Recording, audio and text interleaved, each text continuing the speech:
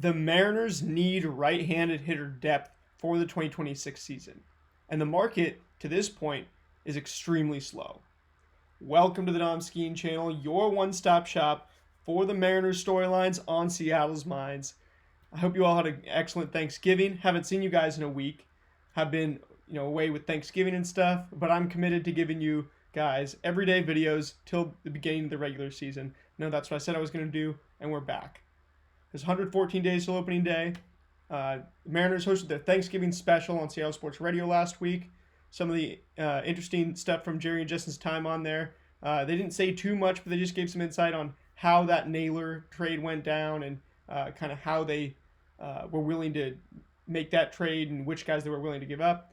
I'm not going to talk too much about that, though. What we're going to get into today is, first of all, the news and notes that have gone on around the MLB. Let's see. Dylan Cease, the Blue Jays, 7 for 210. Brady Farkas made a great point on his podcast today about how if you're Logan Gilbert or George Kirby, this is where the market starts if you're talking about an extension with the Mariners at this point. Because, Dylan Cease had has had some years with poor ERAs. He has that durability that a Logan Gilbert has, though. And Gilbert's been an all-star. Kirby hasn't. Cease hasn't.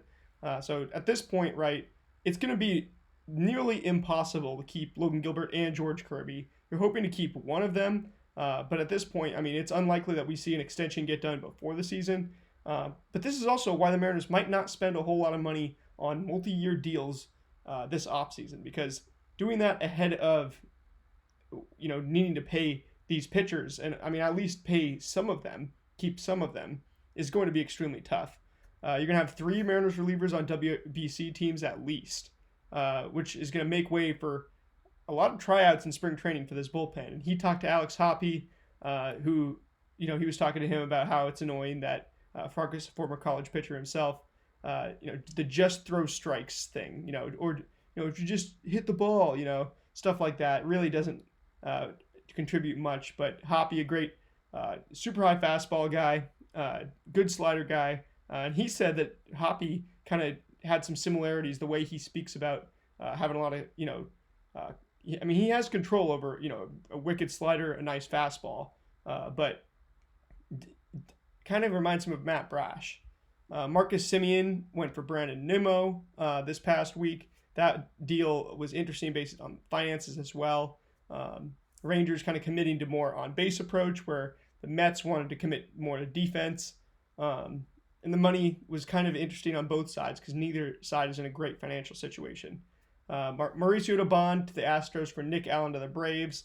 Matt Collier had a good tweet about this, about how the sprint speed it made sense from the Astros perspective because Nick Allen was basically providing the same sort of sprint speed. Nick Allen's kind of, a little bit on the rise, where Dubon is a little bit going down. But then the Braves obviously had reasoning too. Dubon, a little more of a proven player, in the middle of the infield. Devin Williams to the Mets. I saw some people saying that they want him for the Mariners this offseason. That contract really wouldn't have made sense to me. We have too many righties. We need lefties, as I covered in my last video. But are he and Cease great comeback values or what? Cease got a big deal, obviously, but he could be an excellent starting pitcher again. He's finished top 2 in Cy Young voting before. Who's to say he won't do that again? And then Devin Williams, you look at his ERA predictors last year, clearly, a lot of home run problems that quite obviously aren't going to show up every year that he pitches. He looked like a statistical anomaly where, it was painful watching him give up all these home runs and kind of get blasted, but all the underlying numbers are the same. He's still a great pitcher. But then again, I also just think we can make that production up in the right-handed pitchers in our bullpen. We need lefties. Cody Ponce to the Blue Jays for 3 years for 30 today. And that was extremely interesting to me because KBO MVP in Korea absolutely balled out. Coming back to the MLB with a whole lot more velocity, a whole lot more control. And he's a guy who I think could be excellent for the Blue Jays. After acquiring Cease and Ponce, they're really going all in on pitching. going to be interesting to see who gets Bo Bichette this offseason. Don't think the Mariners are quite the contender that some other people might, but Alek Manoah, former Blue Jays pitcher, going to the Angels for 1 year for 1.95, could be a good bounce back candidate if they rediscover anything of what he had once upon a time. Finishing near the top of the American League in Cy Young voting before as a young guy, but absolutely got lost. Didn't factor into the Blue Jays at all. And who knows what the Angels are doing. My notes pretty rough, but sharing them with you guys for the first time. Let me know in the comments below if you like this format where I show you guys the notes. Then a big question that I had and I wanted to answer in this video was, what will the Mariners 5 through 9 in the batting order look like? Because the top 4 are pretty much solidified, but the Mariners 5 through 9 hitters are pretty undefined right now. As of right now, I have Randy, Rosarena, Cal, Julio, and Naylor are going to be the top 4 hitters in the lineup. So you've got 1, 2, 3 in cleanup, 4, all solidified. Leadoff, cleanup, the top guys in the lineup. You could put Julio at the top and put Randy. You could basically put almost any combination of these guys in the top 4, but that's solidified. 1 through 4 is going to be our 4 best hitters: Randy, Cal, Julio, and Josh Naylor. Then when you get to 5 through 9, Dominic Canzone right now looks like he's going to be the opening day 5 hitter, right in the middle of the lineup, the heart of the order. And then after that, you probably put Victor Robles, J.P. Crawford, Ben Williamson, Cole Young. I think this is what Fangraphs has for us as well. I think Ben Williamson's an absolute pest. I like him as a bottom of the order presence. J.P. Crawford's experience absolutely adds to the order in that 7-hole too. Then Victor Robles, a streaky contact hitter who, if he gets going this next year, is going to be a big part of this team. Obviously, he's hitting in the 6th hole on opening day as of right now. Then Cole Young is, he's a prospect who didn't get a whole lot of time, but he showed a lot of promise despite ending with what was I think a 210 or 212 batting average. He showed a ton of promise. He was hitting up near 250 for a while, had some really high max exit velocities. Didn't get enough of a sample size for any of his statistics to normalize, but as a lefty coming up to the big leagues, he showed a lot of good things. Another guy that you could put in here at the DH position is Harry Ford, who, with the lack of right-handed bats, that's really what's scarce right now in this lineup. I'm not sure how this lineup also changes from lefties to righties, but my guess is, at this point, we showed a willingness to put both catchers in the lineup last year. A lot of teams throughout the MLB do it. I know some people aren't a big fan of it, but I think Harry Ford has to be probably the right-handed DH, or when you're facing a lefty, he has to be the DH to get a few more righties in there. And I don't know what else I would change. Maybe Robles and Canzone can start platooning if Harry Ford gets hot in that DH role against both sides. Williamson and Young to me seem like guys that you keep just investing in and playing. And this is not even factoring Colt Emerson into the equation. But Ryan Bliss also could be a big part of this if he can be a right-handed presence in this lineup, because we need a ton of them. When you look at our depth, Luke Raley, lefty. Some of the guys who, on the bench, you got, Miles Mastroboni, lefty. Leo Rivas, switch hitter, who, could factor in here at some point as well. Not a guy that you definitely want playing every day, but a great pinch hit, pinch run type of guy. Defensive substitution, absolutely. And then really when you look at kind of the bench of who's going to be on this team opening day, Harry Ford, Leo Rivas, Luke Raley, Miles Mastroboni. You got 2 lefties, a righty, and a switch hitter. But, you don't have really, with your righty options off the bench being Harry Ford and Leo Rivas, you don't have a whole lot of righties that you can put in to this lineup. And when you look at the hitters that have been signed, we've seen a lot of pitcher signings, but there's been almost no hitter signings at all. Other than qualifying offers, which you've got, Trent Grisham, Josh Naylor, Gleyber Torres going back on qualifying offers. Josh Naylor not on a qualifying offer, but Grisham, Torres on qualifying offers were the only 2 to go back to their teams. Then you had a couple re-signs, with Josh Naylor being the only big one so far. Then Austin Hedges going back to Cleveland. James McCann sticking with Arizona. You had Thomas Nido sticking with Detroit. Other than that, the only 2 hitters who have left their organization and signed with somebody else this offseason. are Jake Fraley and Leody Taveras, two former Mariners right-handed outfielders, guys who actually, Jake Fraley definitely could have been a good option for the Mariners here, but he ended up going back, or actually signing with the Tampa Bay Rays for $3 million major league contract.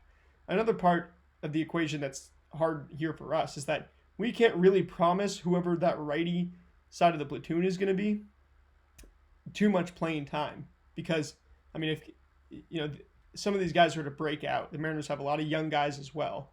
You don't want to block anything, and you don't want to pay more than $5 million, I would say, to any free agent hitter who who's coming in at this point, to be a bench bat, because you pay more than $5 million, a guy struggles in the hardest park to hit in, the marine layer, and by the midway through April, there's questions about the guys that are going to come up by the end of May, who the prospects. Colt Emerson is a big one. He's also a lefty though. Another guy that could factor in here, Spencer Packard, a lefty, but he can play first, he can play third, he can play the corner outfield spots, and he's an extremely good hitter. The only problem is with lefties in the lineup, we've already got a ton, and you're really not supplanting Josh Naylor, Dominic Canzone, J.P. Crawford, Cole Young. If Dom Canzone has a tough April, so be it. We've seen him get extremely hot and extremely cold. J.P. Crawford obviously is going to play. He's the leader, the captain of this team. He's not and if anybody's going to supplant J.P. Crawford, it's going to be Colt Emerson. You're not going to bring up like a, Spencer Packard at that point. Then you've got Samad, as I mentioned, Ryan Bliss, who can figure out a way into this team. We saw early last season the third base plan of playing Polanco there didn't work because his arm just was not up to it. Ben Williamson comes up early and becomes an everyday guy for the first half of the season. Who Ben Williamson, if you know anything about me on this channel, I'm the biggest Ben Williamson fan probably that there is. I think he can win the Gold Glove this year if he plays every day. And I think at the plate, he doesn't really show up on the StatCast, at least definitely didn't this past year. I don't expect him to, but he's an absolute pest. Similar to a Jose Caballero, who just fouls off pitches, gets the pitch count up. Not a guy that you want to play against, but a guy that you do want on your team, especially from a hitting perspective, in terms of just being a pest. Then, so there's really not... The hitting market is extremely slow. The only two guys signing new contracts are, like we said, Jake Fraley, Leody Taveras. The market is kind of cornered not only on, the lefty arms, there's not a whole lot of. We talked about that in the last video, which is a big need for the Mariners. There's not a whole lot of righty hitters either. Other than the top guys, which the Mariners are not going to spend on these top guys. Eugenio Suarez even looks a little bit unlikely. Jorge Polanco, as much as I absolutely love the approach, I think he fits and stuff, I don't see us spending the money to bring him back at this point. It would be a real win-now move. And he would probably end up DHing, bumping Canzone into an outfield platoon with Robles. And that would solve some of these, sidedness concerns, just because you then have a platoon in the outfield there. Robles is now a right-handed platoon bat. And then you kind of are working from there with a little more versatility. And because the fact that he's a switch hitter and could DH every day would really factor into what's going on. He could even play second base. You never know what's going to happen with injuries and stuff. Although second base, we have, I think, 3 capable second basemen on the roster. And J.P. Cole Young, Leo Rivas, Ryan Bliss. Not to mention, Miles Mastrobuoni going to be on the team. Not a guy maybe that you want playing every day, but probably be on the opening day roster as of right now. So you've got a whole lot of options at second base, and I wouldn't want to necessarily clog that up even more with Polanco by paying him double, 8 figures. Right now he's projected to get $12 million a year for multiple years on Fangraphs. So not sure, exactly how that's going to work out, but we don't need lefty hitters, so not as into Ryan O'Hearn, not as into some of these other guys up there. Mike Yastrzemski's a guy who's probably going to get 10 mil, too expensive anyway. Mike Tauchman, Cedric Mullins probably going to get 8 figures as well. Then who I am into, righty hitter options. So guys that might drive a hard bargain for what they're worth. You got Austin Hayes, who I think this guy he's 30 years old, he'd be worth the $7 million, I think, that he's projected on Fangraphs.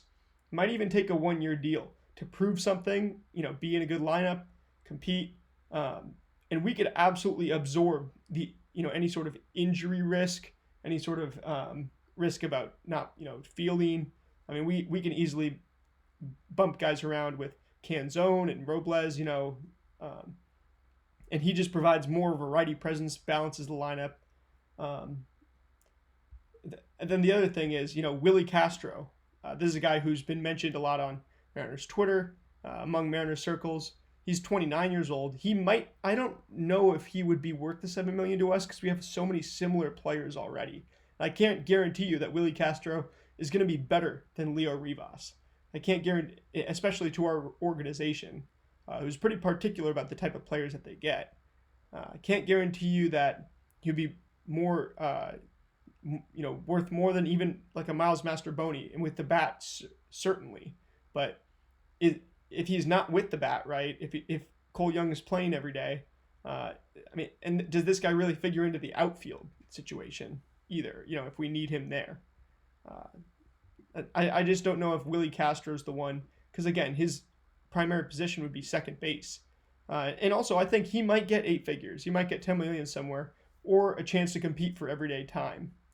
Amed Rosario, kind of the same difference as Castro, but maybe a little more realistic as a signing, with less market for him. A guy who can kind of bump both of these guys, right, would probably bump Miles Mastroboni out of the opening day picture. Then you go look at like an Adolis Garcia, obviously a guy in division, a guy who is kind of popular once he got let go, non-tendered by the Rangers, who are committing to that, that contact philosophy, who are going to probably lead off Brandon Nimmo this year, who trade away Semien to make that happen and get the philosophy kind of going in a different direction in Texas. Adolis Garcia is 33. He definitely doesn't fit this team approach-wise, and when you look at it on paper, he should not perform well in this ballpark over a bigger sample size. But he has played well at the ballpark in the past. He was in a home run derby in an all-star game here, and so he's a guy who, he's just had a whole lot of good plays, robbing Julio of home runs, hitting home runs over Julio in center field. He would be an interesting one to bring, but I definitely wouldn't want to give him any sort of decent contract. I would want to give him some, more. That's a guy who I'd probably rather that he, like, would you even take him over Miles Mastroboni, having just Leo Rivas as that infield backup, and then kind of, would you take him over Luke Raley when Luke Raley has the first base capabilities? Obviously Naylor's going to play every day, and in a pinch you could just have Rivas in at first base. So I don't think it's that big of a deal to have Luke Raley for that, any sort of defensive viability. He's more of just a left-handed option off the bench in that regard, and a power speed guy off the bench. But anyway, Adolis is a possible option if, as long as there's really no market for him. I think most of these guys too, I don't expect these guys to be signed in the next month. I don't expect these guys to be signed, honestly, until January by the Mariners. You look at like a Solano, a Garver deal. I think Garver was right before Christmas, if I'm recalling correctly. And Solano, it was late into the offseason. But both of those were a little bit less after those guys had tested the market for a bit. So I think you got to wait at least 20 to 30 days before you're going to see any of these guys signed by the Mariners. Unless they're just really a match made in heaven in a meeting where they both appreciate the other's kind of philosophy and approach to this next year. And the guy, the player's going to have to kind of take less and be willing to come to spring training and compete. Starling Marte is 37, but he's a right-handed hitter. He's a heck of an athlete. He could be an option. This is, I think, a guy who could command a little bit of a market just because of the name brand value that he has. But he's also a guy who, if he does command that market, the Mariners aren't going to get him. Fits based on worth. We start out with Miguel Andujar. He's 31 years old. Fangraphs projects him to get a $5 million 1-year deal, which I think the Mariners would pay for a bench bat if he was going to be productive. But especially, a right-hander, but I don't think that his profile is going to fit very well. Not a great defender, and a guy who, when he did win Rookie of the Year, he was blasting a whole lot of homers in Yankee Stadium. I just don't think this is a guy who the Mariners are going to want to, adjust their organizational philosophy to fit a guy like that on the bench. Yoan Moncada, he's 31 as well, but he might want to compete for a job somewhere, and he's bad defensively. He has the tools. He was a top prospect at one point.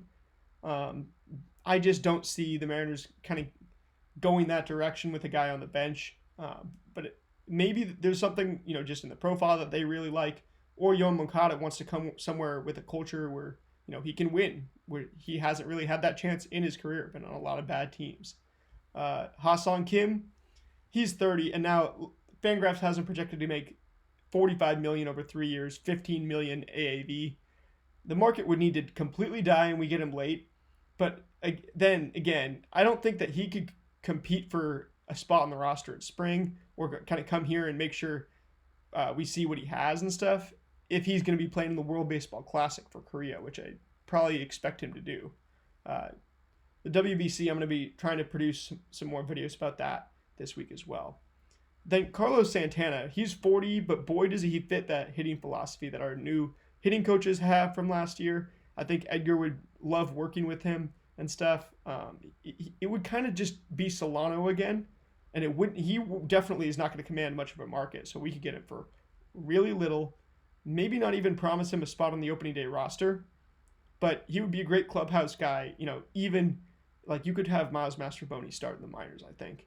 I don't even know necessarily if we have the options to do that, but I mean, he fits that philosophy, and he could just be Donovan Solano again, where he doesn't produce to start out a lot.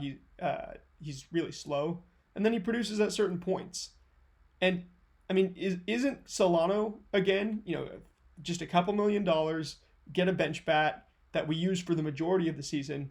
Isn't that kind of what we're looking for? Is that bad at this point? Because Solano came in, he produced for a little bit when we needed him to produce. The first base situation was never going to be fixed by him and Tellez or Rayleigh, altogether, just with where it was. So, I mean, and he kind of did his job for us. We let him go out of, we didn't need him anymore, but we definitely needed him when we got him. And for the majority of the season, he filled that need.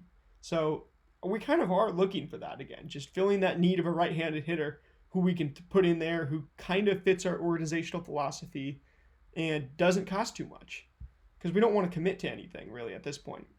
Now, minor league deals that I put here, right? Ty France is an option for a minor league deal. I'd probably have to move him up into more of like a might drive a hard bargain, because he was on that World Series team. I don't think he's going to command a huge market. He actually did win a Gold Glove though this year, I'm pretty sure. So you're probably not going to get Ty France.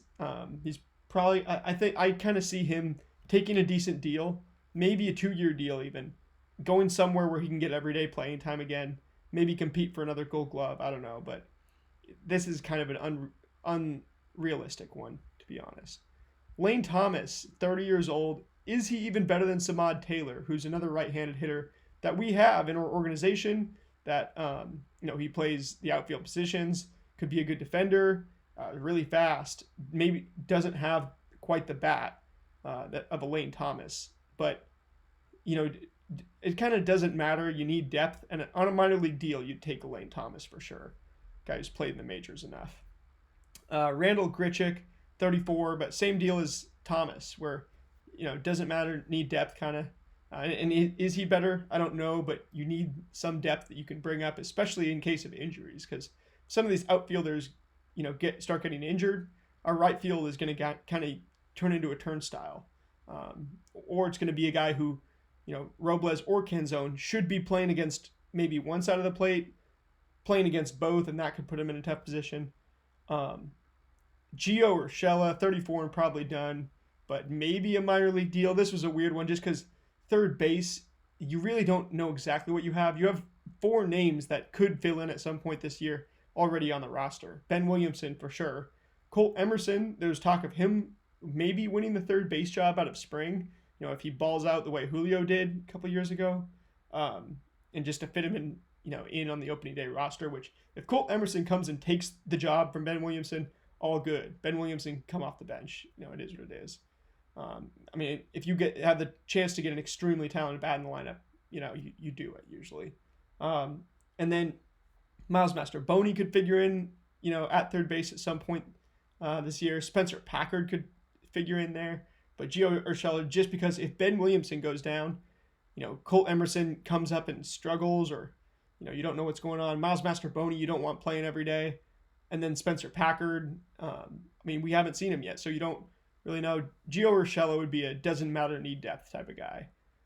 Chris Taylor, 35 at this point, doesn't matter, need depth. He's an experienced righty, playoff experience, really good major league experience, somebody who the organization liked once upon a time, a regime ago. I don't know, that could be a guy that you see come back home on a minor league deal. That'd be a fun one.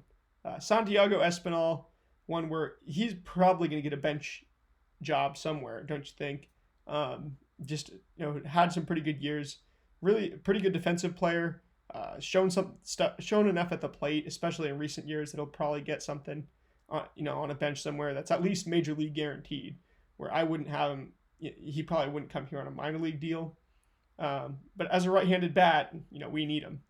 Doesn't matter, need depth. And Kike Hernandez, Miguel Rojas, I put here just for fun. 36 and 37 years old. But if they're taking a minor league deal, it would be with the Dodgers, right? They wouldn't just come take a minor league deal with the Mariners. They'd just go take a minor league deal with the Dodgers. That's pretty self-explanatory. Then just some non-roster invitees. Demo, right? We don't have to pay him on a major league deal. We can option him to the minors if we need to. A guy who could just come in, really bust his butt in spring training. A lot of other guys are going to be at the World Baseball Classic. I don't know. Demo could be an interesting one to bring back, just as a minor league depth guy. Solano, another one who non-roster invitee, but could come into spring training, be just a depth guy. And a DH really is where you're looking at Solano. Jose Iglesias, a guy who's been really good in recent years. I have no idea what the market's going to look like for Jose Iglesias. So maybe somehow you get him on a non-roster invitee if he doesn't have anything throughout February. That could be an interesting one. Luis Arias, the organization has a history with him. So, maybe they bring him back just to be, a guy in spring training who can figure into the plans at some point in 2025 he's a switch hitter. But again, or has history with him. Tim Anderson, he's a right-handed hitter who's had success, and I'm not talking about a major league deal here. I'm talking about minor league deal. What's his market going to be? A guy who could come in here, see that we don't have too many right-handed hitters, eventually try to work his way up to the major league roster, just knowing it's a long, grueling season, and, we could need to pull guys up. And then Tommy Pham, been labeled a bad clubhouse guy in the past, but we're really reaching here, and obviously you don't know what a guy's like until you meet him. If the Mariners meet him and they like him, he could be just a fiery guy who is exactly what you want as those kind of outside looking in guys on the roster, in spring training and stuff like that. Then at the bottom, I just put at this point, when you look at this full list of names, there's a whole lot of variability here. Austin Hayes, if I could pick one of these hitters, I would pick Austin Hayes. I would say he's in a timeshare at DH with Dominic Canzone, and or not a timeshare, but a platoon. And I think he would just be great at mashing those lefties. But would we really pay $7 million for a guy who's going to be the short side of a platoon? Not sure. You don't want to really. You want to see what you have with Canzone. You want to let him play against righties, but Hayes would really be. He kind of played every day for the Reds, too, for a long time this year. And when he was healthy this year, he was putting up some real numbers.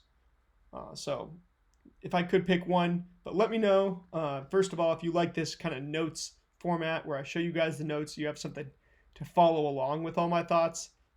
Doesn't take, I make the notes for the video, so it doesn't cost me anything to do it. And then also let me know, out of these different kind of things, what would you like to see based on the value, So obviously, you might love to see a Ha-Seong Kim, who's probably the most valuable player here.